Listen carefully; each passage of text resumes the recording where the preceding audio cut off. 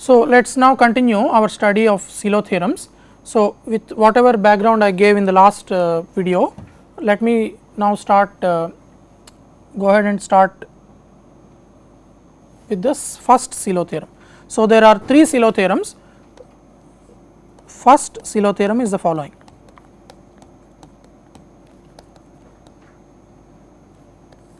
Okay, so let G be a finite group.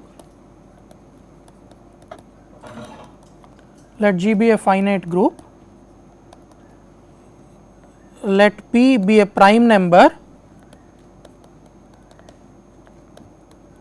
Let P be a prime number such that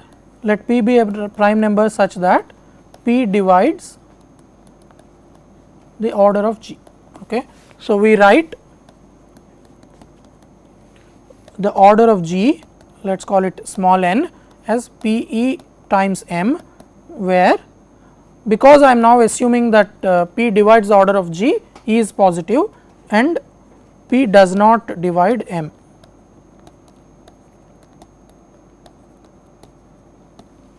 Okay. So, remember that this means that we have taken out the largest power of P that is available in the order of G. So, then this is a setup, as in the end of the last video I set it up like this. Then, so actually this data is not relevant for the statement. So, the statement is let G be a finite group, let P be a prime number that divides the order of the group, then G has a Sylow P subgroup, right. So, then G has a Sylow P subgroup. So, this is a very strong theorem. In the you should recall, first of all recall Cauchy's theorem. So, if you recall, one of the theorems that I did in previous weeks was Cauchy's theorem. So, there I assumed if G is an abelian group, finite always, as always, and a prime P divides order of G, then G has an element of order P. So, this was the Cauchy's theorem.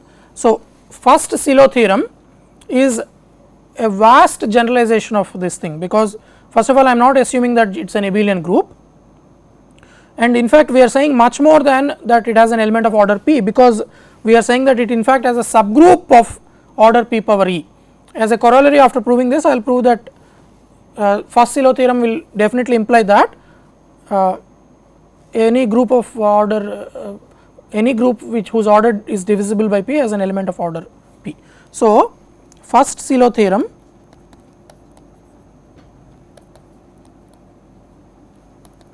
is a, it is not, I mean, is a vast generalization. So, I mean it generalizes Cauchy's theorem to arbitrary finite groups and makes a stronger statement than saying that there is an element of order P. So, my goal today is to prove that G has a Sylow P subgroup.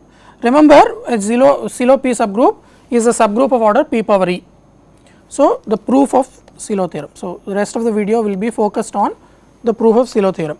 And as I mentioned in the previous video, this proof as well as the proofs of next two Sylow theorems depend critically on action of G on itself and its subsets. The two actions we consider are left multiplication and conjugation. So, now I am going to consider the following set. So, earlier I talked about G acting on the power set of G, G acting on the set of all sets of subsets of G. Now, I am not interested in all subsets, I am interested in only subsets of cardinality P power E. So, let capital S be the set of subsets of G of order P power E. So, remember background always we assume that n can be written as n is the order of group, and that is written as p e power m, p power e times m, and p does not divide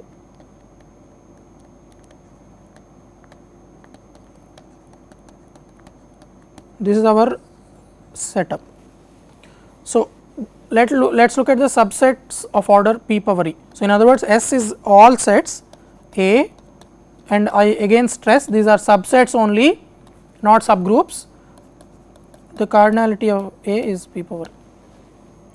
G acts on S by left multiplication.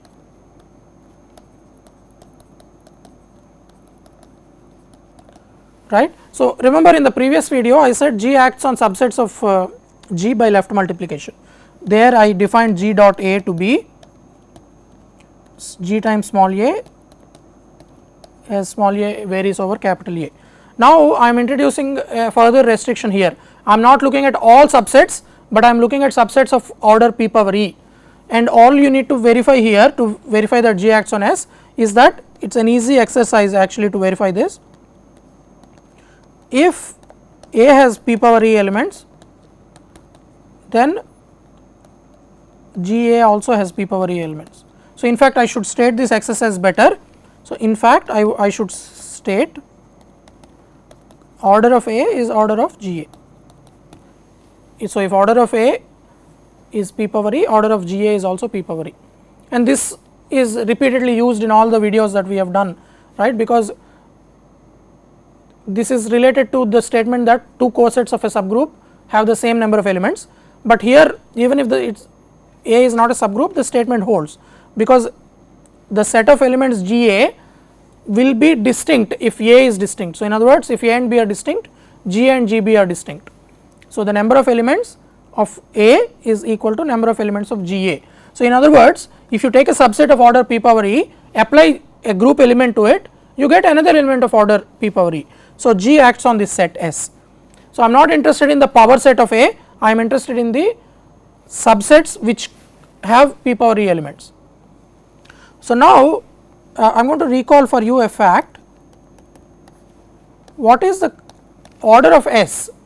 Okay, so, this is a simple combinatorial argument that you may have seen earlier, or you can think about it and convince yourself. So, I am not going to prove this because this takes me on a tangent.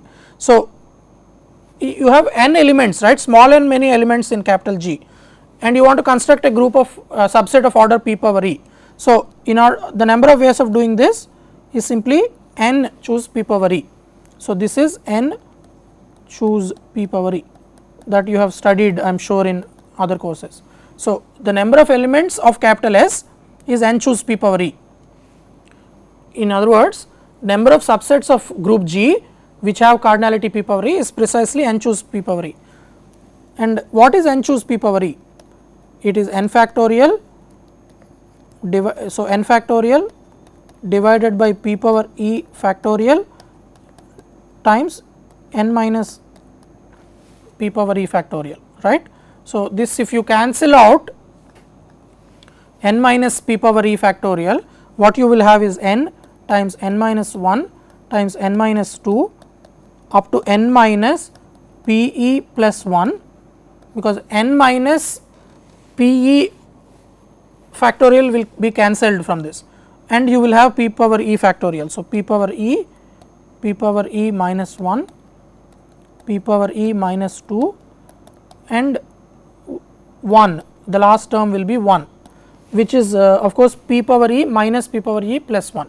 So, these are this is the number of elements of capital S. So, in fact, this is the first fact. The second fact is,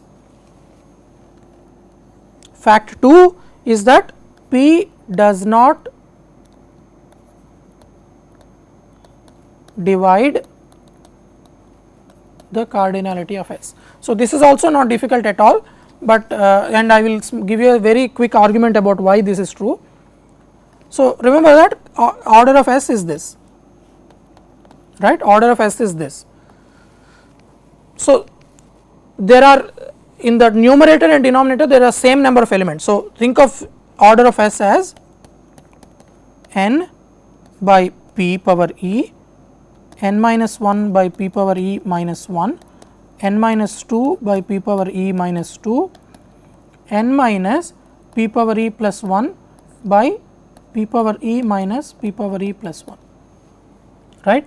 So, I am just because there are exactly same number of factors in both numerator and denominator, I am going to write it like this. So, if I show that p does not divide each of them, then we are done, but here of course why does p not divide, I mean these are not necessarily integers, but I claim that the same factor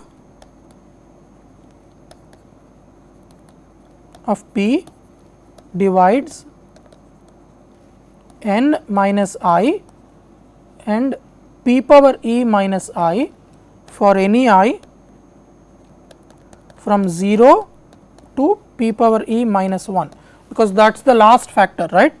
So, each factor can be thought of as n minus I, where it is n minus 0 here, n minus 1 here, n minus 2 here, n minus in bracket.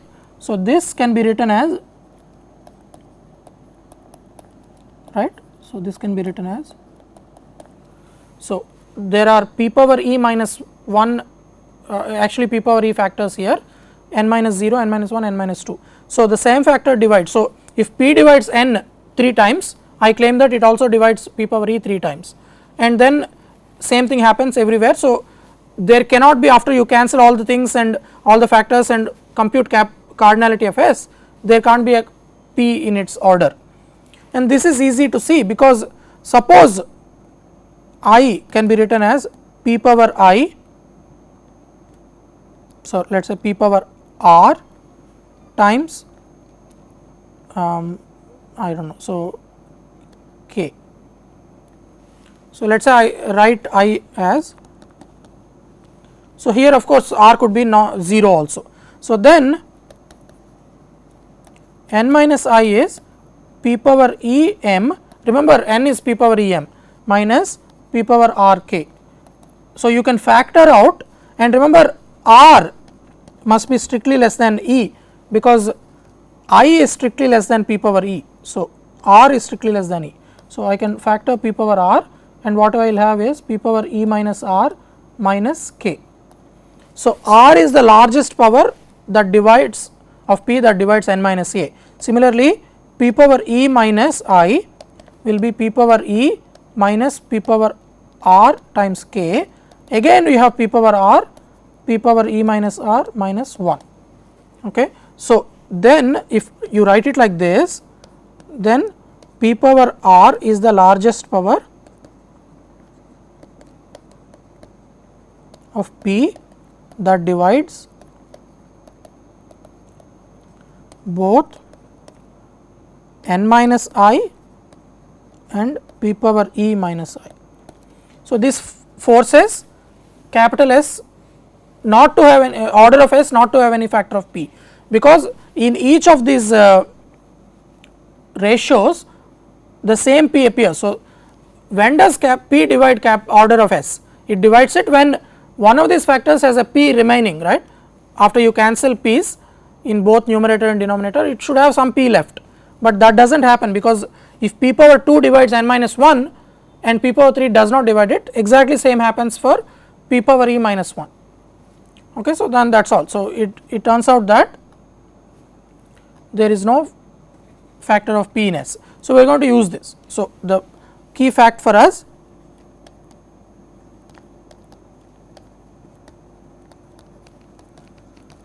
to be used later is p does not divide. Okay. So, just if you understand this, that is great, but I want you to now take spend a minute thinking about this argument why p does not divide order of S, but please remember that if you do not understand, it will not affect the rest of the proof. So, if you do not understand, do not get worried about it, forget it for the moment, accept this as a fact and try to follow the rest of the proof. And if you do not understand why this statement is true, you can go back and read the proof, listen to the proof again carefully or ask questions. So, in the rest of the proof I am not going to use any of these calculations, I am only going to use this fact, P does not divide order of S. So, let us only use this. So, let us accept this. So, now we are ready to prove Sylow's first theorem, Sylow first theorem. So, what we have is G acts on S by left multiplication. And what is S? What is S? S is the set of all subsets of S is all subsets of capital G which have order p power e. So, it acts on S. So, now we have the orbit decomposition of S.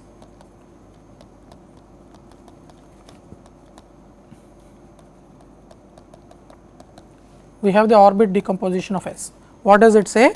Order of S is order of orbit, order of the first orbit,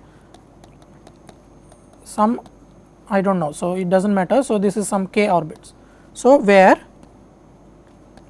O1 through OK are distinct orbits for the action of G on S, right. So, anytime we have a finite group G acting on a finite set S, we have the orbit decomposition, and hence order of S is the sum of the orders of individual orbits. But now, by the above fact, P, which is the fixed prime number we are dealing with, P does not divide order of S. Now, look closely at this equation. Order of S is equal to order of O1 plus order of O2 plus dot dot dot order of OK. P does not divide the left hand side. So, P cannot divide all the terms on the right hand side, right, because if P divides order of O1 and order of O2 and order of O3 and so on up to order of OK, P will divide everything in the right hand side. So, P will divide the sum also, but then that violates the fact that P does not divide order of S. So, there exists an orbit OI such that P does not divide the order of OI, right. This is clear, because if P divides all orders, P divides the sum, then P divides order of S, which cannot happen. So, there must, and in other words, the statement that P divides all orders is wrong, then that means P does not divide some order. So, P does not divide orbit OI. So, say, remember what is OI? These are orbits of elements of S.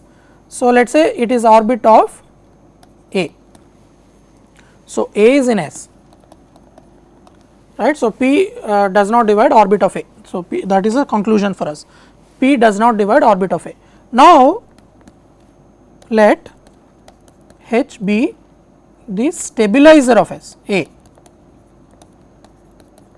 and our claim now is H is the desired subgroup. We claim that H is a Sylow P subgroup of G. Note that being a stabilizer of A or some element of capital S, remember A is an element of capital S. Capital S is a set of subsets. So, an element of capital S is actually a subset of G. So, A is an element of capital S, H is the stabilizer. So, it is definitely a subgroup. The thing to prove here is, we know that H is a subgroup of G. We need to show that it is a Sylow P subgroup. What is the meaning of Sylow P subgroup? We want to show that its order is equal to P power e. In the last video, I defined Sylow P subgroups for a group G, and for in our context it is exactly subgroup of order P power e. So, in order to prove the claim, which is that H is a Sylow P subgroup, we need to only show that order of H is P power e. So, now I am going to use another small lemma that I proved in the previous video. So, what we know is the following: by the lemma in the previous video,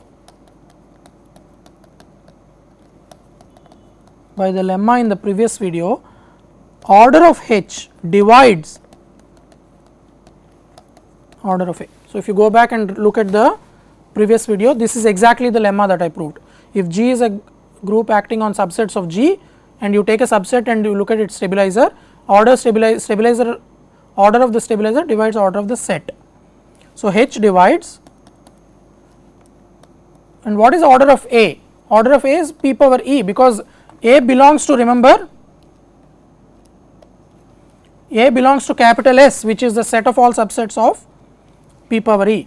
So, order of H divides order of p power e, sorry, order of H divides p power e. So, order of H is a power of p,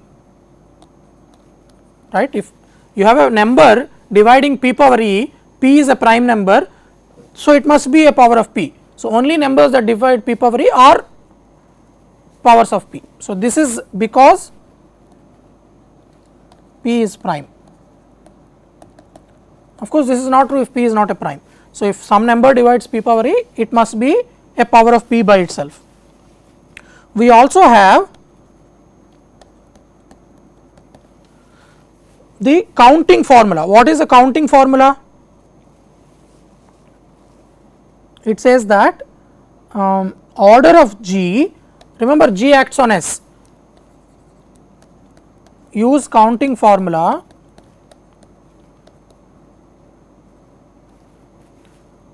for the G action on S and the element A in S. I recalled earlier in the previous video the counting formula. It says the order of the group is product of order of the stabilizer of A and the orbit of A. And what is the order of group? It is p power e times m.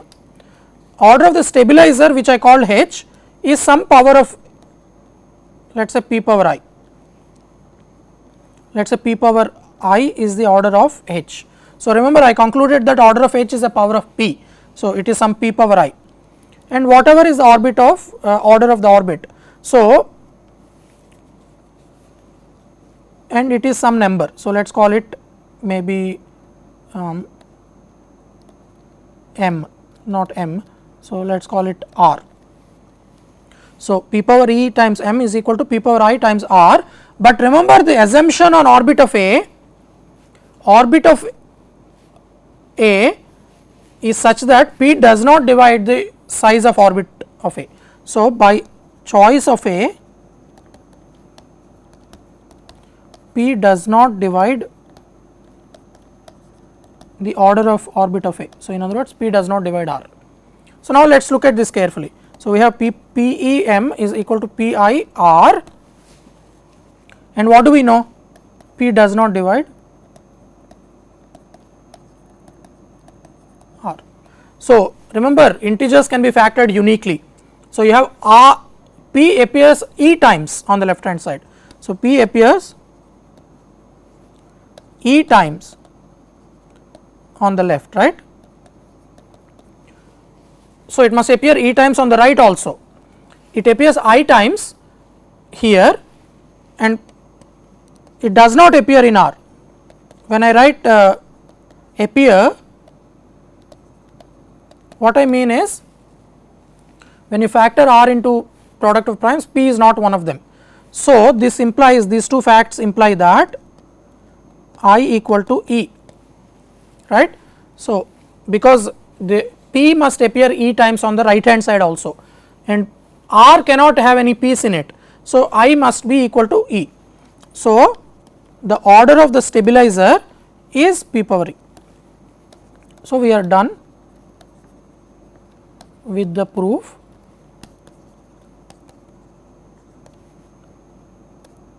The first Sylow theorem. Recall, the first Sylow theorem says if you have a group G finite group G and a prime number P divides it, G must have a Sylow P subgroup, and we have produced it because H is a Sylow P subgroup of G. Okay. So, this completes the proof. The proof is very clever and you would not normally think of proving it like this. So, what happened is we looked at the set of all subsets of G containing P power E elements. Of course, some of them will be subgroups, but we did not directly prove that one of them is a subgroup.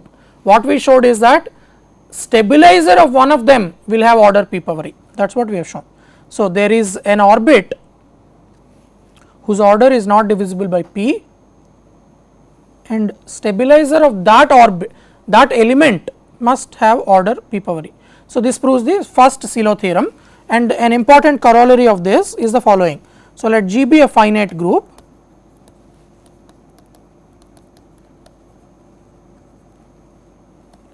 and let P be a prime number that divides order of G. Then G has an element of order P. So, that is my statement. This is exactly the generalization of Cauchy's theorem that I promised when I talked about Cauchy's theorem. Here I am removing an important word here. I am not assuming that G is an abelian group.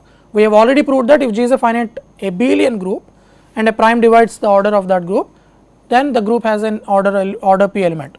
Now, I am not assuming that the group is abelian anymore. Any finite group has this property. Why is this? By first Sylow theorem,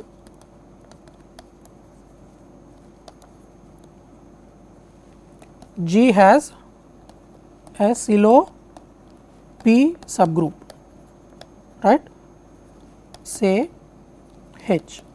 So, G has a Sylow P subgroup, say H. So, in other words, order of H is equal to P power E, and we write N as P power E m. Always P does not divide m, N is the order of G. So, now let us choose any element of H. What can be the order of A? By Lagrange's theorem, the order of the element divides P power E, right. Order of the element divides order of H, which is because A is in H, Lagrange's theorem.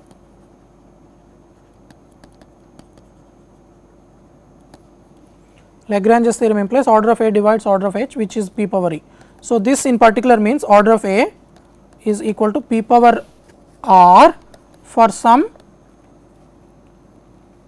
I am going to assume that A is not identity. Okay. So, R is between 1 and E. So, it cannot be 0, because if R is 0, P power 0 is 1, order of A is 1 means A is E. So, A is P power R, order of A is P power R. Now, how do I construct a order P element? So, now consider B is equal to A power P power R minus 1. So, I am taking B to be A power P power R minus 1, which is of course an element of A, which is a subset of subgroup of G. So, I claim that then we claim order of B is P. This is easy, because what is B power P? B power P is A power P power R minus 1 power P, and this obviously implies this is equal to A power P power R, because order of A is P power R, this is E. So, B power E is E, right. So, now that does not immediately prove that order of B is P, because B power E is E means, so order of P, B divides P, right. This is something that we have learned way back in the beginning videos. If an element has a certain power of an element is identity, then order of that element must divide that power. But order only numbers that divide p being a prime number are 1 and p. So, order of b is 1 or order of b is p. If order of b is p, we are done. Can order of b is 1? Can order of b be 1? Order of b 1 means what? Only element of order 1 in any group is the identity element. That means b must be equal to e. That means a power p power r minus 1 equal to e. That means order of a divides p power r minus 1, but order of a is p power r. That is by assumption, right? A was an element of order p power r. Hence, p power r divides p power r minus 1. This is absurd. Obviously, p power r cannot divide p power r minus 1. So, order of b is p power p and b is the element we are looking for. So, this proves the corollary. So, as I said, this corollary generalizes the Cauchy's theorem and says that for any finite group, no longer we are assuming it to be abelian. If a prime number p divides the order of the group, then that group has an element of order p. And this is an immediate corollary of the first Sylow theorem. So, Sylow theorem is way more than just saying that corollary. So, it is saying something stronger because it says that G has a subgroup of order p power e. So, this hopefully gives you an idea of the power of Cauchy's theorem, and the next two Cauchy's theorems say further about this. So, first this says something about the power of Sylow theorem, and the next two Sylow theorems say further things about Sylow p subgroups. We know now that there is always at least one Sylow p subgroup. So, in the next two Sylow theorems we will study more properties of Sylow p subgroups. Thank you. I will stop the video here.